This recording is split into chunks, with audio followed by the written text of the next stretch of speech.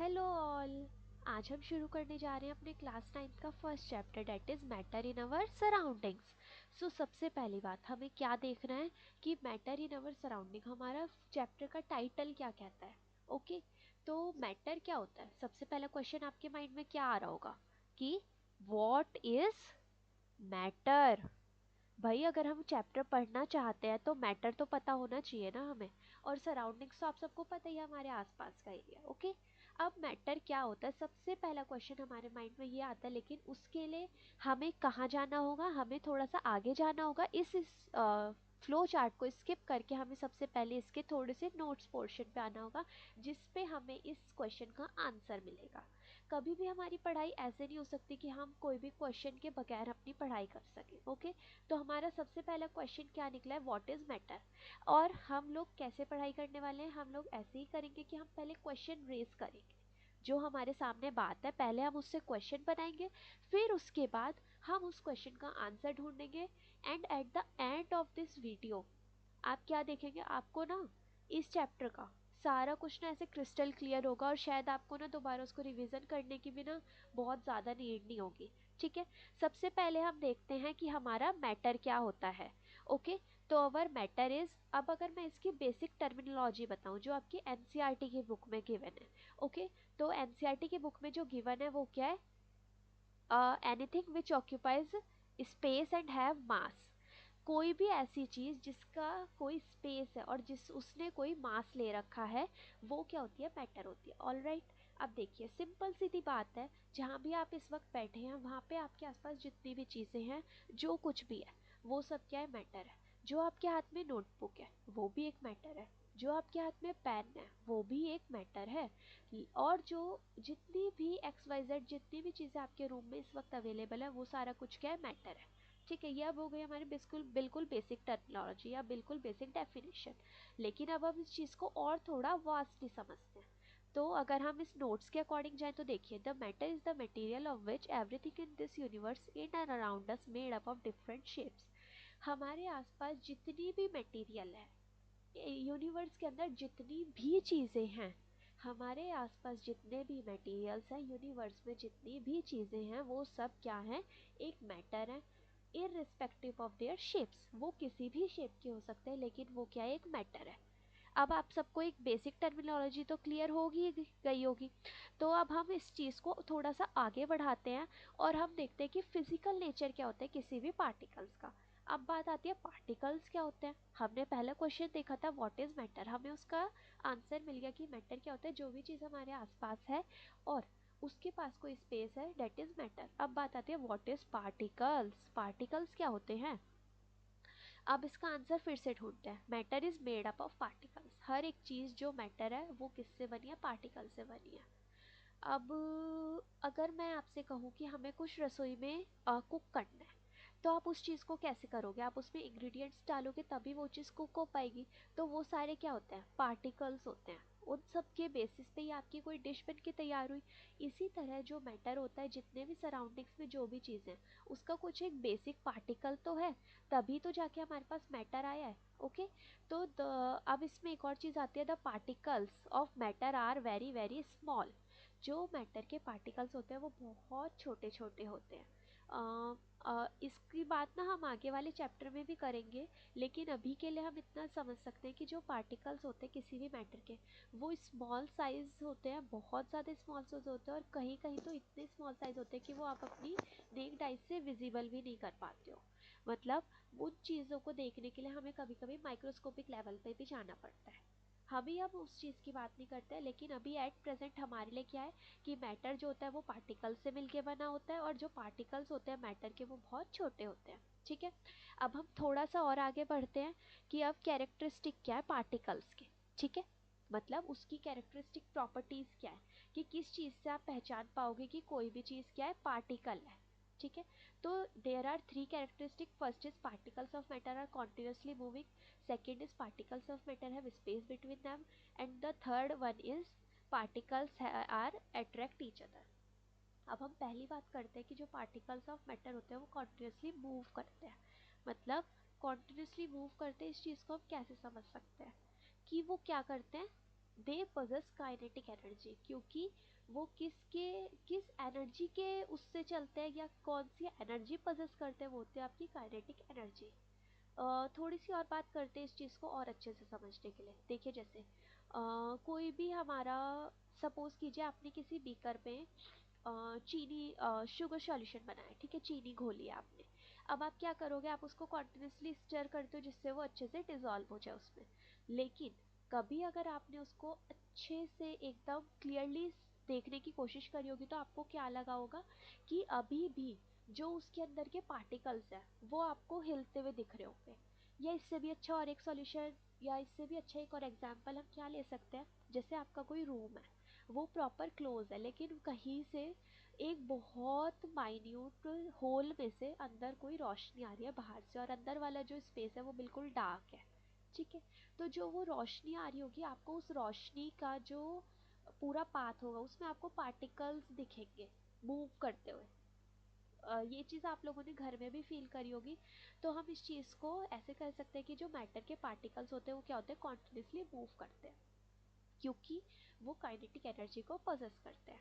अब हम इस चीज़ को और एक चीज़ से समझ सकते हैं, जैसे जैसे टेम्परेचर बढ़ता है, जैसे जैसे टेम्परेचर बढ़ता है, particles move faster because kinetic energy of the particles increases. जैसे जैसे टेम्परेचर बढ़ता है जो पार्टिकल्स होते हैं वो और तेजी से मूव करते हैं, क्योंकि जो उनकी काइनेटिक एनर्जी होती है वो भी बढ़ जाती है, ठीक है। जैसे इसके लिए हम एक और एग्जांपल ले सकते हैं, जैसे आपने पानी बॉईल करने के लिए रखा है, लेकिन जब भी आप उसकी गैस तेज करते हो तो क्या होता है, पानी बहुत तेज बॉईल करने स्टार्ट करता है, और आपने देखा होगा कभी कभी पानी की जो ड्रॉपलेट्स है वो ऊपर उछल उछल के आते हैं। डेट इज शो कि उसकी काइनेटिक एनर्जी बढ़ रही है और पार्टिकल्स बहुत तेजी से मूव कर रहे हैं, ठीक है। आई होप आपको फर्स्ट कैरेक्टरिस्टिक बिल्कुल क्लियर होगा। अब हम चलते हैं अपने सेकेंड कैरेक्टरिस्टिक की तरफ, जो है particles of matter have space between them, कि उनके बीच में स्पेस भी होता है। अब इस चीज़ को एक एग्जांपल से समझते हैं, क्योंकि ह्यूमन टेंडेंसी है बिना एग्जांपल के हम समझते नहीं है। When we make tea, coffee or lemonade, particles of one type of matter get into the space between particles of other. This shows that there is enough space between particles of matter. जब भी हम T, coffee या lemonade या ऐसा कुछ भी बनाते हैं तो हम क्या देखते हैं, एक टाइप के पार्टिकल्स, एक मैटर के पार्टिकल्स दूसरे मैटर के पार्टिकल्स के बीच में स्पेस के अंदर ऑक्यूपाइड होते हैं, और इससे हमें क्या पता चलता है, मैटर के पार्टिकल्स के पास बहुत सारी स्पेस होती है उनके बीच में, ठीक है। इस चीज़ को आप ऐसे भी समझ सकते हो, देखिए जब भी आप लैमिनेट का एग्जांपल लेते हैं, this would be the suitable example for this. जब भी हम लैमिनेट बनाते हैं तो क्या होता है, हम पहले चीनी को स्टर करते हैं, उसके बाद हम उसमें बाकी सारे इंग्रेडिएंट्स को ऐड करते हैं, राइट। लेकिन क्या कभी भी आपको ऐसा लगा कि चीनी अलग जा रही है, आपका जो सॉल्ट है वो अलग जा रहा है, या और इंग्रेडिएंट्स अलग जा रहे हैं? नहीं, वो सारे आपस में मिक्स होते हैं। क्यों होते हैं? क्योंकि उनके जो पार्टिकल्स हैं उनके बीच में इतनी स्पेस होती है, इतनी इनफ स्पेस होती है दो पार्टिकल्स के बीच में, कि वो दोनों आपस में एक साथ रह सके और वो एक स्पेस में दूसरा पार्टिकल आराम से फिट हो सके, जिससे कि जो पार्टिकल्स है वो आपस में एक साथ एक मैटर को शो कर सके, ओके। जैसे आपको नीचे एग्जांपल दिख रहा होगा कि पानी के अंदर पहले सॉल्ट ऐड करा फिर उसको स्टर करा, लेकिन अभी थोड़ा और सॉल्ट था, फिर उसके बाद फिर से स्टर करा सॉल्ट। मतलब क्या कहना चाहते हैं कि जो पानी है उसके अंदर आपने जब स्टार्टिंग में सॉल्ट डाला तो आपको सॉल्ट विजिबल था, लेकिन जैसे जैसे आप उसको स्टर करते गए आपका सॉल्ट इनविजिबल होता गया। क्यों होता गया? क्योंकि सॉल्ट ने जो पानी के पार्टिकल्स के बीच में स्पेस थी उनको ऑक्यूपाई करना स्टार्ट कर दिया, ओके। और इससे हमारी ये सेकेंड कैरेक्टरिस्टिक भी हमें क्लियर होती है। अब हम आते हैं अपने थर्ड कैरेक्टरिस्टिक की ओर, that is particles of matter attract each other.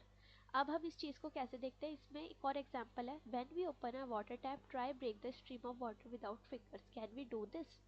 जब भी आप पानी का नल खोलते हो क्या आप उसकी स्ट्रीम को अपने फिंगर्स के टच के बिना ब्रेक कर सकते हो? नहीं। क्यों? क्योंकि जो स्ट्रीम ऑफ वाटर है वो एक साथ चलता है, ठीक है। यानी particles of water are held together because the force of attraction between them. जो पार्टिकल्स ऑफ मैटर होते हैं वो एक दूसरे के साथ रहते हैं क्योंकि उनके बीच में अट्रैक्शन का फोर्स होता है, राइट। अब और इसमें हम क्या देख सकते हैं कि जो स्पेस होता है पार्टिकल्स के बीच का और जो काइनेटिक एनर्जी होती है पार्टिकल्स की, वो सॉलिड्स के केस में बिल्कुल मिनिमम होती है, लिक्विड्स में इंटरमीडिएट होती है और गैसेस में मैक्सिमम होती है। अब हम इस चीज़ को और थोड़ा अच्छे से एक्सप्लेन करते हैं। देखिए जो सॉलिड है वो पहले ही ऐसा है कि जैसे अगर हम इसमें इसको ना हम एक और एग्जांपल से समझते हैं। नीचे जैसे आपके पास ये डायग्राम है, जो फर्स्ट वाला डायग्राम है ये क्या आपका सॉलिड्स है। इसके बीच में आपको दिख रहा होगा जो इंटरमॉलिक्यूलर स्पेस है, मतलब इंटर सेल के इनके पार्टिकल्स के बीच की जो स्पेस है वो बहुत विजिबल नहीं है आपको। ठीक है, ये आपका लिक्विड का केस है जिसमें थोड़ी सी विजिबल है, एंड द गैसियस फेज जिसमें आपको आराम से दिख रहा है कि इनके बीच में कुछ स्पेस है, राइट। तो अब अगर हम इस डायग्राम को अपने फिर से उस स्टेटमेंट की वजह से समझे कि पार्टिकल्स के बीच की जो स्पेस होती है और जो पार्टिकल्स की काइनेटिक एनर्जी होती है वो सॉलिड के केस में सबसे कम है। क्यों है? क्योंकि इनके बीच में तो स्पेस ही नहीं है। अब स्पेस नहीं है तो क्या होगा कि काइनेटिक एनर्जी भी नहीं होगी। पार्टिकल्स की काइनेटिक एनर्जी का क्या मतलब है कि पार्टिकल्स इधर उधर घूम रहे हैं अच्छे से। अब स्पेस ही नहीं है तो कहाँ घूमने जाएंगे ना पार्टिकल्स। अब लिक्विड्स के केस में थोड़ी सी और स्पेस है तो पार्टिकल्स थोड़ा और अच्छे से इधर उधर जा सकते हैं। लेकिन अगर हम गैसेस की बात करें तो वो तो पूरा अच्छे से इधर उधर जा सकते हैं क्योंकि काफ़ी अच्छी स्पेस है इन दोनों पार्टिकल्स के बीच में। तो इस वजह से आप इस लाइन को भी अच्छे से समझ सकते हैं। अब सेकंड इस पे क्या स्टेटमेंट आती है, जो फोर्स ऑफ अट्रैक्शन होते हैं वो सॉलिड्स के केस में स्ट्रॉन्गेस्ट होती है और लिक्विड के केस में थोड़ी इंटरमीडिएट होती है और गैसेस में मिक्स होती है। कैसे? देखिए, अब इसके जो सॉलिड के पार्टिकल्स हैं वो कैसे हैं, एक दूसरे के साथ टाइटली बाउंड है, एकदम टाइटली बाउंड है। अब जब टाइटली बाउंड है तो क्या होगा कि जो उसके पार्टिकल्स है टाइटली बाउंड होने के कारण उनके अंदर बहुत अच्छी अट्रैक्शन ऑफ पावर होगी एक दूसरे के साथ। लेकिन जो लिक्विड्स है उनमें फिर भी कम टाइटली बाउंड है तो क्या होगा, वो इतने अच्छे से एक दूसरे के साथ जुड़ के नहीं रह पाएंगे। और गैसेस में तो बिल्कुल ही नहीं है तो इसलिए वो और अच्छे से नहीं रह पाएंगे। तो जो आपकी फोर्स ऑफ अट्रैक्शन होती है वो सॉलिड के केस में ज़्यादा होती है, और जो स्पेस बिटवीन द पार्टिकल्स और काइनेटिक एनर्जी होती है पार्टिकल्स की वो गैसेस के केस में ज़्यादा होती है। ऑल राइट, अब हम आगे चलते हैं कि जहाँ पे हमारी क्या बात है कि movement of particles in minimum in solids, more in liquids and maximum in gases। अब ये बात मैंने आपको पीछे भी एक्सप्लेन करी कि जब पार्टिकल्स एक दूसरे के साथ टाइटली बाउंड होंगे तो फिर वो अच्छे से मूवमेंट नहीं हो पाएगा उनका, और अगर बहुत ज़्यादा नहीं होंगे तो अच्छे से मूवमेंट हो पाएगा। ऑलराइट, यहाँ पे यही सारी बातें हैं। अब हम आगे बढ़ते हैं। Next our topic is states of matter. अब आती है बात कि स्टेट्स ऑफ मैटर क्या होता है। ठीक है, अब इसमें सबसे बेसिक चीज़ क्या होती है कि स्टेट ऑफ मैटर, पहले हम ये समझ लें कि किस चीज़ की बात कर रहे हैं। कि मतलब हमने ये तो बात समझ ली कि हमारे पास जो भी है वो सब इस मैटर है। ऑल राइट, अब मैटर है तो उसकी कुछ स्टेट भी होती होगी, क्योंकि आपके माइंड में क्वेश्चन आ रहा होगा हमारे आसपास तो पानी भी है, हमारे आसपास तो कुछ गैसेस भी हैं, राइट। तो क्या वो सब भी मैटर है? राइट, वो सब भी हमारा मैटर है, लेकिन वो किसके बेसिस पे डिफाइंड होता है? उसके फिजिकल स्टेट के बेसिस पे। कैसे? जो फिजिकल स्टेट होते हैं किसी भी मैटर की वो तीन हो सकते हैं, सॉलिड, लिक्विड एंड गैस। और इस चीज़ों को हम अपने बॉडी में, एटमॉस्फेयर में, इनफैक्ट हमारे हर सराउंडिंग में हम इस चीज़ को बहुत अच्छे से देख सकते हैं कि हमारे आसपास हर एक चीज़, चाहे वो सॉलिड हो, लिक्विड हो या गैस हो, हम सबको मैटर कहते हैं एंड एवरीथिंग इज मैटर। हमने ये पढ़ा। लेकिन जो हर चीज़ एक मैटर है उसके अंदर आती भी तो सारी स्टेट्स हैं।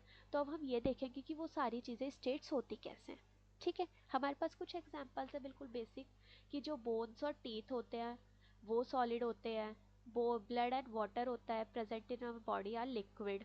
ठीक है, एयर जो हमारे लंग्स के अंदर होते हैं वो गैसेस होती है और 70% of water in our body also. मतलब आपको ये पता चल रहा होगा हमारे बॉडी में ही सारा कुछ है, सॉलिड, लिक्विड एंड गैस। अब हम देखते हैं कि इनकी क्या क्या प्रॉपर्टीज होती है, हम किस चीज़ को सॉलिड कहेंगे, किस चीज़ को लिक्विड एंड किस चीज़ को गैसियस। ऑल राइट, सबसे पहले आती है हमारी first state, that is solid state. अब सॉलिड स्टेट से क्या समझ आता है हमें? सबसे पहली चीज़, सॉलिड, हम किसी भी चीज़ को सॉलिड कब कहते हैं? कि जब हम उस चीज़ को बहुत ज़्यादा ईजिली ब्रेकआउट ना कर पाए, मतलब वो बहुत ज़्यादा हार्ड हो, राइट। हम इसकी कुछ कैरेक्टरिस्टिक देखते हैं उससे हमें और अच्छे से क्लियर होगा, जैसे कि हैव डेफिनाइट शेप। कोई भी आपके आसपास कुछ सॉलिड है उसकी कोई शेप होती है, आप उसकी शेप को चेंज नहीं कर पाते हो easily.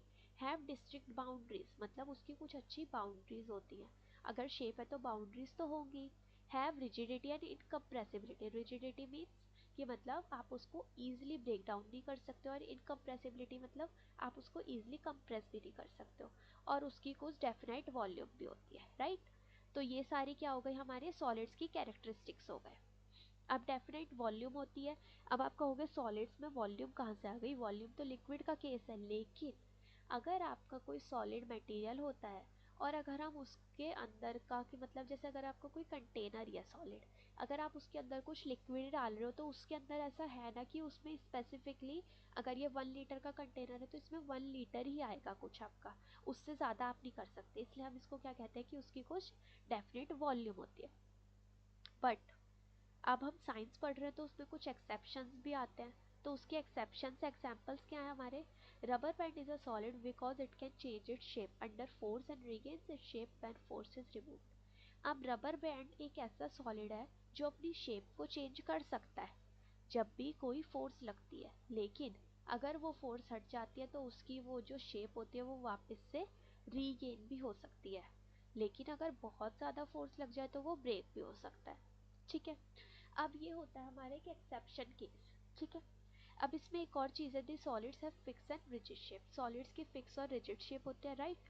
The kinetic energy of the particle in the solid state is very less.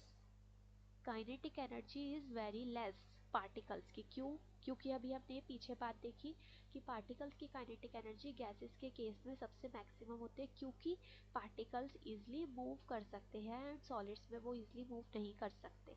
और इसीलिए solids have fix and rigid shape. और इसीलिए हम क्या कहते हैं कि सॉलिड्स की फिक्स और रिजिड शेप होती है जिसको आप चेंज नहीं कर सकते। ऑल राइट, अब इसके कुछ और एक और एग्जांपल्स हैं। We can compress sponge as it spots are filled with air but it is solid. जैसे कि अगर हम स्पॉन्ज को तो कंप्रेस कर सकते हैं क्योंकि जब उसके पोर्स जो होते हैं वो एयर के साथ फिल्ड हो जाते हैं, लेकिन वो फिर भी सॉलिड है। Salt and sugar take the shape of the container in which they are placed, but shape of their crystals do not change, so they are solids. अब सॉल्ट और शुगर को आप जिस भी कंटेनर के अंदर रखोगे वो उसका शेप ले लेंगे, लेकिन वो अपनी खुद की शेप तो चेंज नहीं करते ना, उनके क्रिस्टल्स तो चेंज नहीं होते, तो इसलिए वो भी सॉलिड्स हैं। ऑल राइट, अब हम नेक्स्ट बात करते हैं किसकी, हमारे लिक्विड स्टेट की।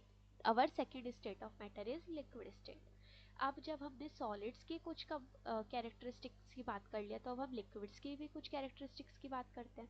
सबसे पहला है fluidity, that is they are not rigid. कोई भी लिक्विड अगर आप ज़मीन पे फैलाते हो तो क्या वो खुद से फैल जाता है ना, फैल बहुत ज़्यादा आपको मेहनत नहीं करनी पड़ती। वो होती है उसकी फ्लूइडिटी। फ्लूइडिटी इज दैट कोई भी लिक्विड कितना इजीली फ्लो हो पा रहा है, मतलब लिक्विड रिजिड नहीं होता, वो इजीली फ्लो हो सकता है, राइट। लो कंप्रेसिबिलिटी, आप उसको इजीली कंप्रेस भी कर सकते हो। अगर आपका किसी बीकर में पानी रखा हुआ है आपने और आप उसको ऊपर से कंप्रेस करना चाह रहे हो तो वो कंप्रेस भी होता है, जो कि आप सॉलिड के केस में नहीं देखते हो, right. Third one is your no definite shape and boundaries. कोई डेफिनेट शेप और बाउंड्रीज नहीं होती है। They take the shape of the vessels. कैसे? आपने जिस भी बर्तन में पानी रखा, जिस भी यूटेंसिल में पानी स्टोर करा, वो उसी की शेप लेता है।